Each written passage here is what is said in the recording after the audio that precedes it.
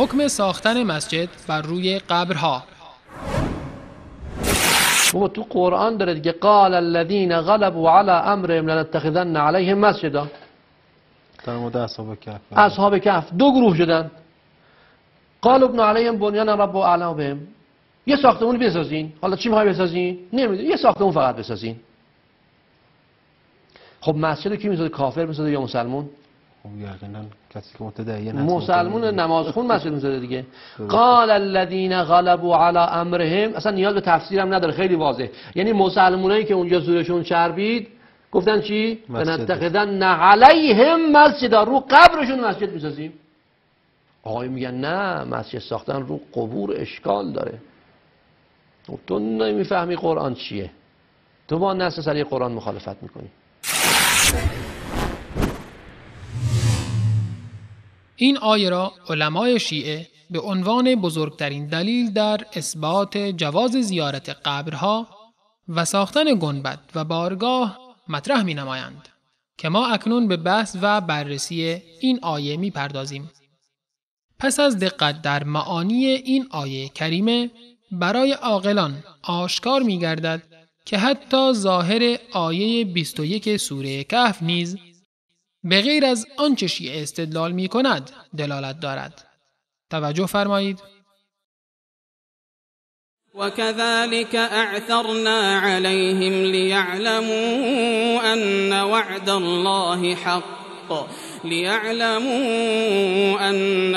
الله حق وأن الساعة لا ريب فيها إذ يتنازعون بينهم أمرهم فقالوا ابنوا عليهم بنيانا ربهم أعلم بهم قال الذين غلبوا على أمرهم لنتخذن عليهم مسجدا. و بدین سان مردم را به حال آنان آگاه ساختیم تا بدانند که وعده الله حق است و آن که هیچ شکی در قیامت نیست. هنگامی که مردم درباره کارشان منازعه می کردند و گفتند بر غار آنان بنایی بسازید، پروردگارشان به حال آنان داناتر است. و گفتند کسانی که بر کارشان غلبه یافتند بر غار آنها سجدگاهی می سازیم. اولا قضیه ساختن مسجد بر قبر آنها نظر کسانی بود که غلبوا علی امرهم، کسانی که بر کارشان غلبه یافتند، یعنی بر قوم و امرای خود. پس آنها هرگز نمی توانند مصدر حکم و شریعت شوند. پس عادتاً این انسانها مستبد و جاهل می باشند و از لهجه آنها استبداد و طغیان و جهل هویداست. آنها گفتند لنتخذن، یعنی می سازیم یا می گیریم، و این امری است به ظاهر مؤکد که باید اجرا شود و به رأی دیگران توجه نشده و برای آنها اعتباری قائل نمی باشند که این گونه انسانها نمی توانند الگو و نمونه باشند. گذشته از این پیامبر اکرم صلی الله علیه و آله و سلم و علی رضی الله عنه و دیگر صحابه رضی الله عنهم اجمعین و تابعین و صالحین امت نیز این آیه را می دانستند. ولی چرا چیزی که اینها می گویند از آیه استنباط نکردند و مطابق میل اینها عمل نفرمودند و برای کسی ذریح و بارگاه نساختند و مردم را به ساختن گنبد و مقبره و ذریح امر نفرمودند.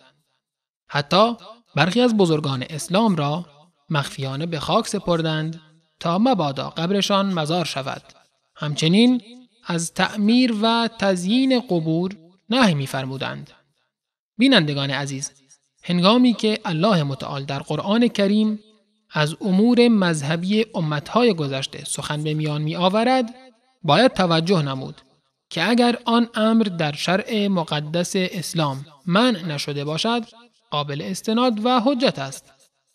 و اما اگر در اسلام دستوری صریح و صحیح بر منع آن وجود داشته باشد، دیگر قابل استناد و حجت نخواهد بود، حتی اگر آن فعل به وسیله یکی از پیامبران الهی انجام پذیرفته باشد.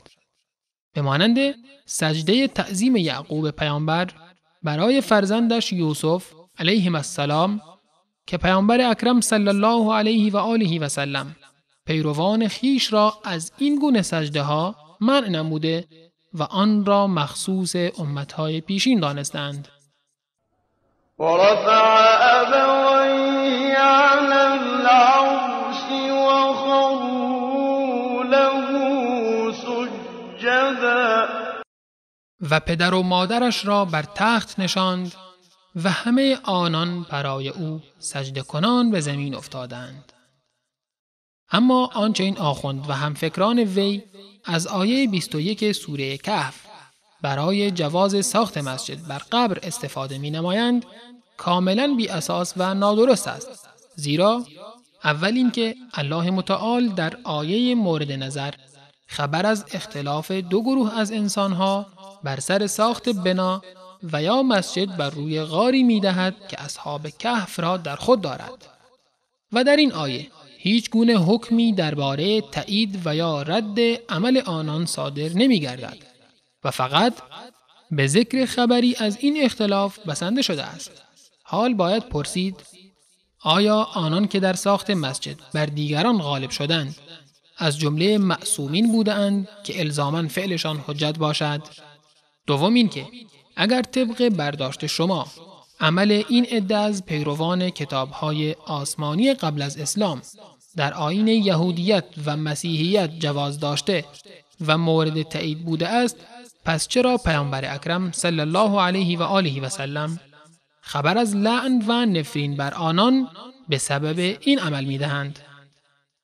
از رسول الله صلی الله علیه و آله و سلم روایت شده است که قبل از وفاتشان فرمودند: لعن الله اليهود والنصارى اتخذوا قبور انبیائهم مساجد. لعنت الله بر یهودیان و مسیحیان باد که قبرهای پیامبرانشان را مسجد قرار دادند. صحیح بخاری جلد 2 صفحه 88 شماره حدیث 1330، صحیح مسلم جلد 1 صفحه 376 شماره حدیث 529، بحار الانوار جلد 80 صفحه 313، وسائل الشیعه جلد 5 صفحه 157.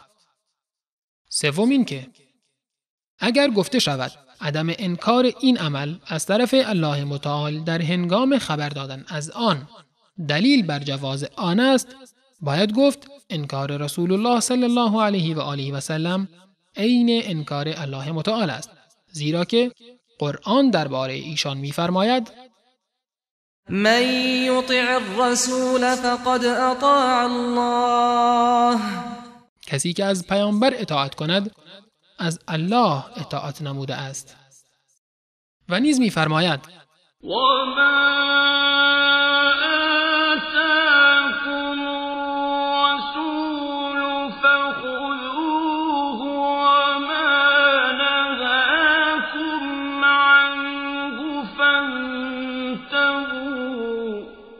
آنچه که پیامبر برایتان بیاورد آن را بگیرید و از آنچه که شما را از آن باز می‌دارد باز آیید. و پیامبر اکرم صلی الله علیه و آله و سلم در حدیثی که گذشت با لعن و نفرین بر کسانی که قبر پیامبران خود را مسجد قرار داده اند امت را از این گناه برحذر داشتند. همچنین از امام جعفر صادق رحمه الله روایت شده است که فرمودند: لا تتخذوا قبري قبلة ولا مسجدا فإن الله لعن اليهود حيث اتخذوا قبور انبیائهم مساجدا.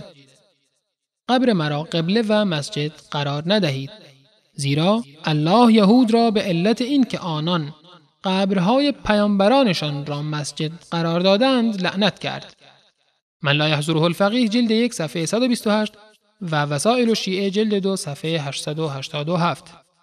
و نیز از سماع بن مهران روایت شده است که گفت: درباره زیارت قبور و ساختن مسجد بر آن از امام جعفر صادق پرسیدم. ایشان فرمودند: زیارت قبور اشکالی ندارد، اما در کنار قبر مسجد ساخته نشود. کافی جلد 3 صفحه 228 و وسائل الشیعه جلد 2 صفحه 887. چهارم آن که مساجد ویژه الله متعال است و باید فقط و فقط برای ذکر و یاد الله متعال ساخته شود. وأن المساجد لله فلا تدعوا مع الله أحدا. و مساجد از آن الله است، پس کسی دیگر را با الله مخوانید. این آیه ثابت می کند که ساختن مسجد برای تعظیم غیر الله شرک محض است. ولی متاسفانه بسیاری از مساجدی که امروزه بر سر قبور بنا می شود، جز برای تعظیم صاحب قبر و کمک خواستن و متوسل شدن به وی هیچ دلیل دیگری ندارد. و در این مساجد که باید فقط نام الله ذکر گردد، جز درخواست از غیر الله و توسل به امام و امامزاده ها و روضه‌خوانی و مداحی ها و بسیاری از خرافات و بدعات، عمل دیگری پررنگ نیست.